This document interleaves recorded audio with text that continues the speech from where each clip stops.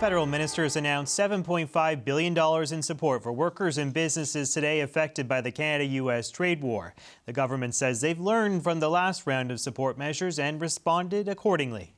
The first chapter of the trade war, we were able to support around 1,000 businesses across the country and protect 36,000 jobs. Right now, we know that there are many new sectors affected and, of course, many new businesses and jobs to be protected. As Cabinet made this announcement today, Prime Minister Mark Carney spoke with federal opposition leaders to fill them in on the tariff response. Avi Lewis is the federal leader of the New Democratic Party, and he joins me now. Nice to see you, sir. Thanks for coming on. Hi, JP. So you had a meeting with the Prime Minister today. He briefed you on where things stand in this increasingly fraught Canada-U.S. trading relationship. How did that go, and did you leave with any concerns about what he has planned? Well, he was walking me through a little bit of the blow-by-blow of how it all went down and some details in the different sectors, which I think if we were a bedtime podcast could help people in a soporific capacity. I'm joking. It was impressive the way the Prime Minister was in the weeds, but we did spend quite a bit of time going over the details of the auto and steel sectors in specific. However, we support the walking away from the table. That I was able to say clearly, and I think most Canadians, we're done making concessions. I think what struck me was the sense that there is a possibility that we simply won't have a deal under the Trump administration. And I think that's something also, while it may be shocking to say it, it is something that we know as Canadians, that we've known this since Trump won in 2016, that we're dealing with a chaotic force that can't be trusted not to move the goalposts endlessly, not just at the 11th hour of a trading negotiation, but in general. I was happy to see some of the changes that we asked for in the relief package that was announced today, so something the government already had going, which is making EI easier to get, not getting rid of the waiting period of the first week, expanding that. But we need immediate support for affected workers. I think we need to think a little bit pandemic era in terms of supporting people who are going to go through not a sudden rupture, but an unfolding one over weeks and months and potentially the next couple of years. And I think one of the things that I said to the Prime Minister was we need safeguards built in to make sure that in these huge multi-billion-dollar packages, that corporations are not able to misuse any of these public funds for bonuses and dividends. And we saw a lot of abuse of the public support during the pandemic that eventually had safeguards put in place, but a lot of money had already left the barn at that point. So I made that point firmly to the Prime Minister, and we haven't had a chance to dig in to the weeds of the support packages, but we want to see that there. It's incredibly important. As you mentioned, Ottawa is hitting back dollar for dollar on these American goods now that President Trump has imposed his 50% tariff on some of our products. Some of these goods that are facing higher levies are actually coming from U.S. swing states that will be crucial in deciding the outcome of the upcoming midterm elections there. Do you think that's the right approach, or could that be read as perhaps too antagonistic? No, I think that's where our biggest trading partners are. The fact that swing states are near the border in a lot of cases in the Midwest, et cetera. Ohio, Michigan, that's just geography. However, I do think that the political timing of this trade war could and should hurt President Trump. He knows that the midterms are, in 10 weeks. This is a time of maximum leverage for us. And it was another thing that I reinforced with the Prime Minister, that we need to use all the leverage that we have, because if we can get back to the table, this is a dynamic situation. Whether or not we have a deal, there will be tariffs and counter-tariffs. There will be measures and countermeasures. We have leverage, JP. We have things that the United States needs. 60% of the United States oil imports come from Canada. Critical minerals, potash. There are resources that the United States desperately needs. Until now, the Prime Minister has said that those are not on the table. And I made the case forcefully to him that we have to use the leverage that we have. 6 months ago, I think I was the only politician in Canada calling for export taxes on oil and gas. We have now heard that call from former Prime Minister Jean Chrétien. We've heard it from former Alberta Premier Alison Redford. We heard it from Toronto Star columnist recently. And so there is growing sense and growing pressure across the political spectrum that we need to use the leverage we have. We are dealing with a ruthless party across the table. And New Democrats want to see the government step up and represent the power that we have as Canada with this administration that has been bargaining with us in bad faith and offering deals that are practically unilateral in how they privilege U.S. industries and the U.S. economy. And we have stuff they need. We have to be prepared to use it. Right. Doesn't mean we're turning off any taps. It doesn't mean that we are using it. It means that we need to use the leverage that we've got. And I wanted to make that point very forcefully to the Prime Minister. You might have seen that President Trump said today that he is considering renaming Lake Ontario to Lake America. Do you ignore this? Do you dismiss it as nonsense, like the blatherings of someone who is just out to get us? Or is this a serious threat to our sovereignty? I think that there's going to be a lot of noise in this time, and there are going to be colorful statements from premiers, and there are going to be the usual cartoonish interventions from people in the White House. We are in a very serious economic war that is not just arrived when times were great in Canada.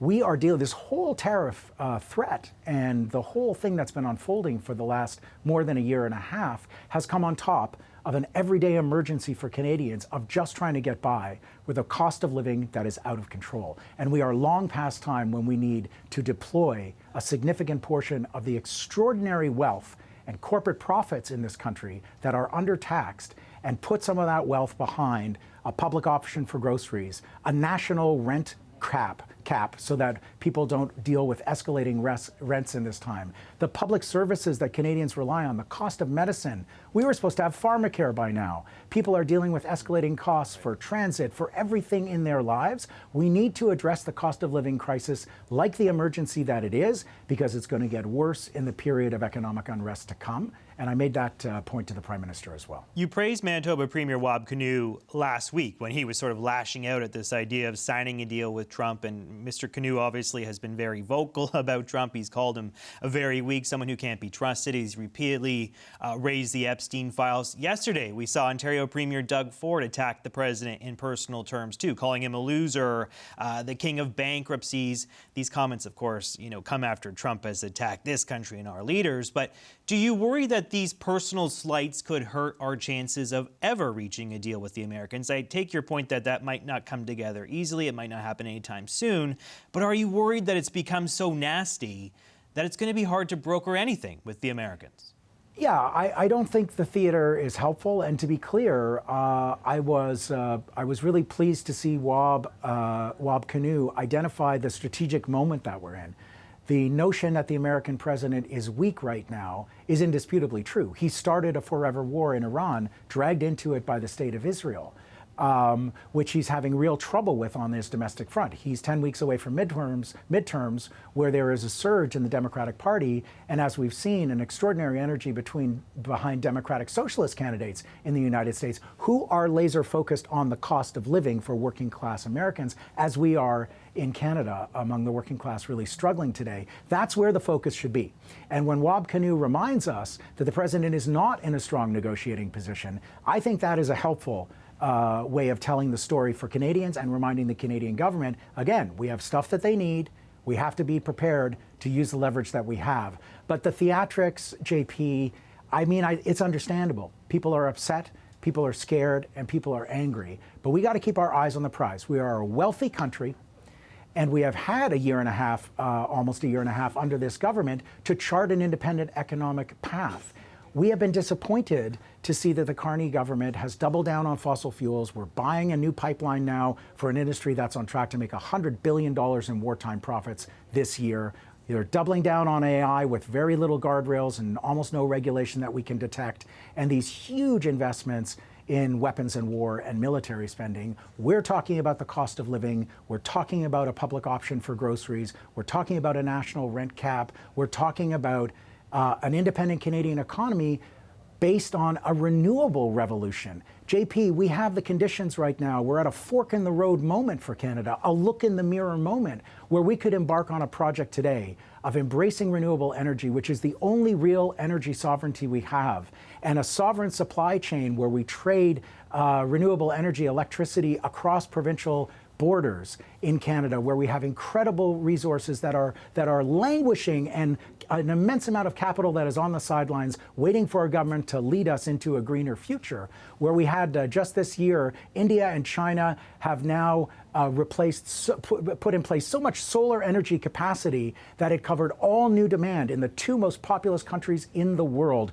Renewable energy has supplanted fossil fuels for new demand. We're at a turning point in history, and we're being left behind because we're being dragged back to the U.S. priorities of fossil fuels, AI, weapons, and war. An independent Canada can be built today, but it needs a new vision, and we are offering it right now. I take your point on the oil and gas development. I know you're sort of diametrically opposed to fossil fuels, but it's a hot sector right now, right? I mean, it's pulling in significant non-U.S. foreign direct investment into this country. It is essentially propping up the economy at a time when we need it most. Are we not shooting ourselves in the foot if we sort of do away with this sort of investment? I mean, it's a huge sector that is creating jobs when so many other parts of the economy are really hurting. I disagree with many things in the premise of your question, JP, with great respect. We're talking about 40, 50, 60 billion dollars of public money, at least 90% public money, for a new million-barrel-a-day pipeline. Where is the foreign investment? Where is the capital pouring in for that? It's our capital that is being poured into that. It's an industry that is making, on track to make up to $100 billion in profits this year. There's no wealth tax. There's no excess profit tax. They're not paying their share. We're not using this resource as leverage with the Americans. Nobody's saying turn off the taps, shut down the industry. We've never said that. Yep. We're talking about the rest of the world looking at the price spikes in oil, the Strait of Hormuz, the United States and Israel out of control, starting perpetual wars in the Middle East. And we are saying there is another source of energy that is being embraced around the world. The world is on track, according to the International Energy Agency, to spend $2.2 trillion on renewable energy installation this year, twice what it is in fossil fuels, and we in Canada continue to expand fossil fuel production. We need a future that we can breathe in, and we need a future we can flourish in that is independent and sovereign. That is not the path of fossil fuels, and we will be a voice for a cleaner future for Canadians. Let's leave it there. Avi Lewis is the leader of the federal NDP. Nice to see you, sir. Thanks for coming on. Thanks, JP.